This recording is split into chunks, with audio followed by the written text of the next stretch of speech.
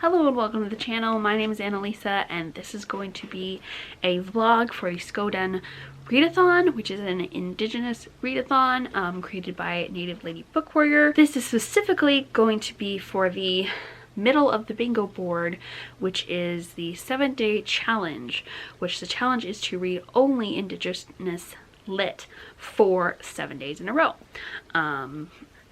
So it is the 1st of November and I've decided to start off with this readathon to kind of really get me into those indigenous books. So the ones that I'm currently reading, I started before November started. Crazy Brave by Joy Harjo and Embers by Richard Wagamis. This one is a memoir and I've been working through it very slowly because it's very sad. Her childhood was very bad. Things might be looking up now. She's gotten into a school where she's being where she's away from home and where she's being encouraged to like dive into her art. And this one is One Ojibwe's Meditations. So there are a lot of pictures and a small amount of text on each page, and they're like, how to describe this? These observations made along his own journey to become, as he says, a spiritual badass make inspiring reading. Within these pages, readers will find hard-won and concrete wisdom. There's stuff about sitting in silence and things that he has learned from indigenous elders about why we exist and stuff like that. So that's been very interesting. My body says it's time for an afternoon nap. I've just finished filming a tag video that would have come out last week. There's a cat on my bed, so we'll see if she'll share, and I'll lay down and read one of these books, probably Crazy Brave. Hey girl, can you share? You're just really a void right now, aren't ya? There's an ear. There's an ear. Oh, there's an eye. Yes, can I share? You're kind of hogging the blanket. Yeah. You're kind of hogging the blanket. Can I have some of it? Can I have this part? Oh, if I get pets. If we get pets. Arwen kind of made an angry meow at me. So that and a couple other factors, I think I'm going to take a bath instead. And I'm going to read In the Footsteps of Crazy Horse. Because it's a hardback and small, so the cover won't be damaged by the steam in the air. So I finished In the Footsteps of Crazy Horse. It's now Tuesday the 2nd. It's only about 150 pages, so it's quite short and the text is fairly big because it's a kid's book, middle grade, and it's about a Lakota kid who has kind of pale skin and blue eyes, and people have been making fun of him and telling him he's not Lakota because of that.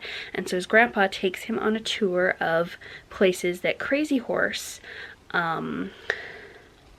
lived and fought battles and grew up, and tells him that Crazy Horse used to be called Light Hair and that he was also a little bit fairer than a lot of the other Native people in Lakota around him, and so he shouldn't feel like that the kid shouldn't feel like there's anything wrong with that, because Crazy Horse was a big deal and a wonderful warrior, a big hero to his people. And it's very sweet, and it talks about battles and people dying, but I think it does it in a fairly accessible to children way, so that's nice.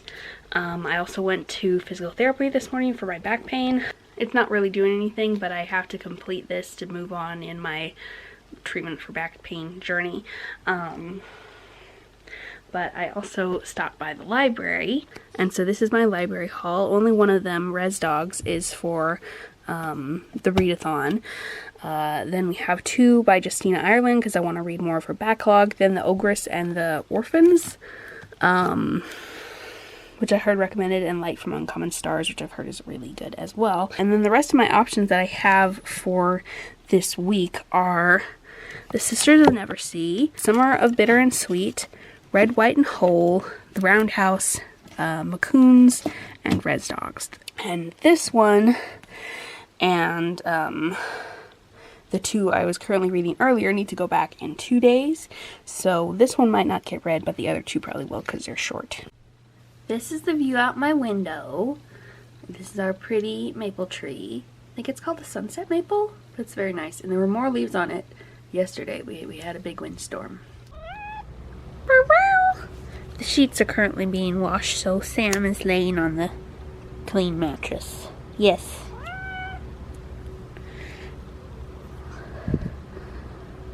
You are sweet. You are sweet. Okay, so it's day 3, November 3rd. I washed my hair. And last night I finished Crazy Brave by Joy Harjo.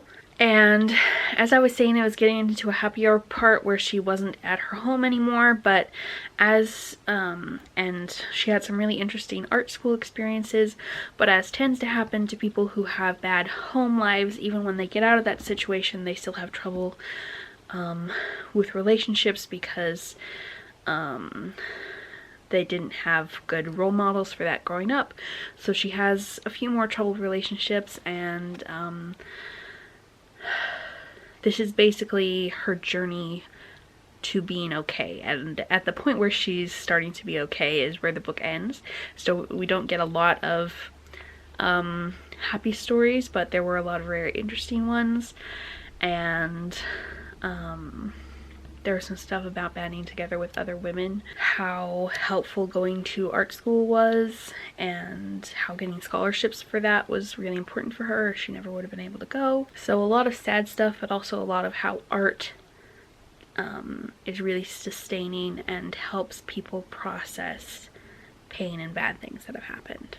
On my clean bed, I will now lay down and watch at least part of my Patreon access to early extended cut of the new Tryhards, which is a Tom Scott and Friends thing, and it's freaking 3 hours and 41 minutes, so I probably won't watch the whole thing, but it'll be nice to listen to while I drift off into a nap. I've been joined from my nap by Arwen. Yes, she's my void cat. Yes. Yes. So we took a nap together, and then I woke up and started petting her in the hopes that she would get up and move around, which she did. So I scooted out from under her to sit up. But then she came back and laid on my feet. Where's my foot? It's under her front leg, and my other foot is under her this part. Arwen, I need to get up and have dinner. My stomach is empty. I haven't eaten in 7 hours. Arwen. CW, there's about to be food. See, Annalisa doesn't like melted cheese. It makes her sick.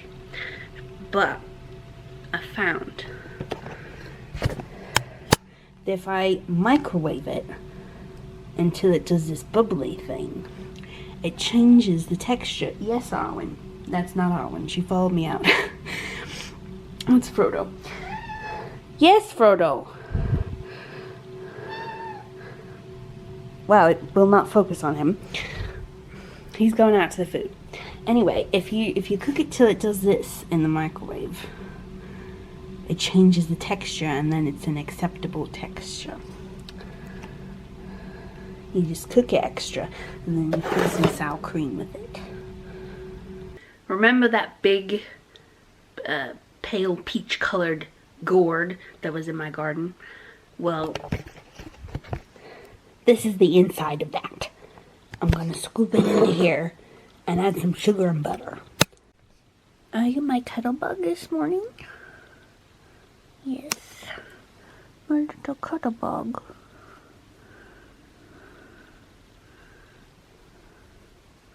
Oh, that's nice head scratches.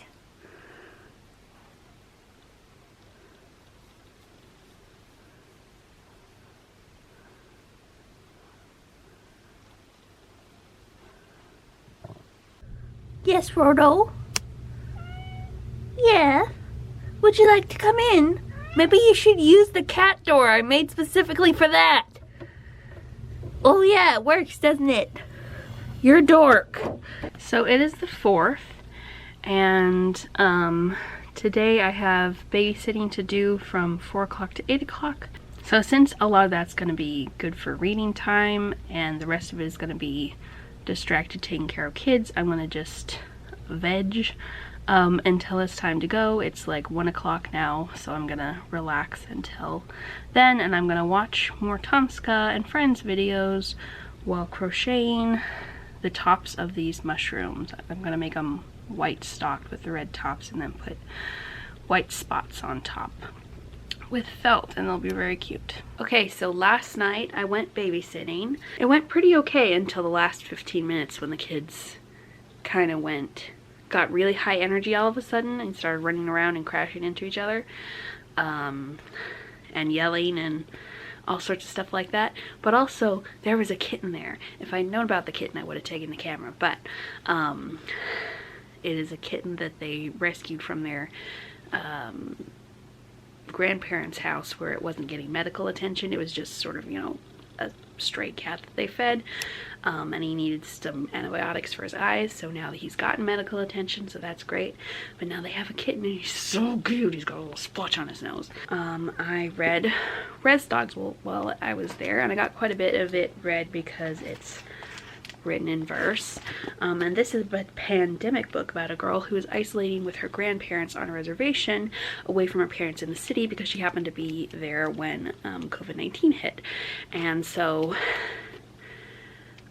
it's a very sweet little story, and it contains a lot of her grandparents and her dad and her mom telling her stories and legends, which is really cool. I like stories within stories, and it's a lot about her meeting this res dog and him adopting her as his friend.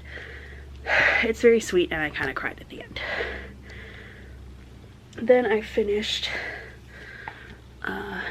Embers, which was very good. I enjoyed it a lot. I'm going to read my favorite section to you. Something that most do not understand about my people. When we stand up in acts of resistance to things that threaten our spiritual, physical, emotional, and intellectual well-being, it is not because we hate what is in front of us, it is because we love what's behind us. We love our homes, our families, our communities, our nations, our ceremonies, our teachings, our cultural ways, our histories, and the land that those things spring from. In that, we are like anyone, anywhere, throughout the course of human history who has ever stood up to injustice. Stay brown. And that kind of reminded me of the Faramir quote, I love not the sword for its brightness, something, something, something. I love only that which it defends, which is a very cool quote. So it's Sunday the 6th, and we are going up to Spokane today and tomorrow to look at houses again. Yes, we're still doing that. Houses for my great aunt and brother to live in. And now I've started reading Sisters of Never Sea by Cynthia Laddick Smith, who edited, what's this called? Ancestor Approved. And this is a Peter Pan retelling, but with a blended family with Muskogee Creek girl and boy, and English girl. And hopefully it'll be really good. I don't really like Peter Pan stories, but I'm hoping that this retelling will do things that I like with the whole ideas. Okay, people, so the challenge is over. I completed it successfully. I only read Indigenous Lit for 7 days straight, and now I'm going to go through and talk about what prompts they fulfill and stuff like that. So first I read Crazy Brave. That was a memoir, so that checks off nonfiction. That's the bottom box. One of the bottom boxes. Then I read, yes, Frodo, Embers, which is by an author from the First Nations and Canada, so that checks off Beyond the Lower 48. Then we have, then I read In the Footsteps of Crazy Horse, which is, it has a lot of black and red on it, which counts, and yellow, which counts for the OMAL book cover. Then I read Res Dogs by Joseph Bruchac, who I'm fairly certain I've never read anything by before, so that checks off unread Indigenous author. And then I read Sisters of Never Sea, which is M.G. Children's. So that checks off that one. And I haven't talked about this one yet very much. As I said, it was a Peter Pan retelling, and this is the one of the ones where Peter Pan is a bad guy, and he needs to be taken down by our protagonist.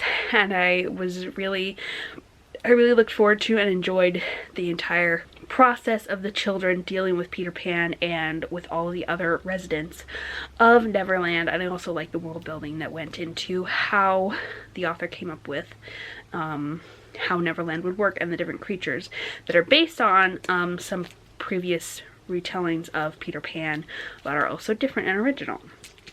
I really enjoyed it. Lots of stuff about sisterhood and siblinghood,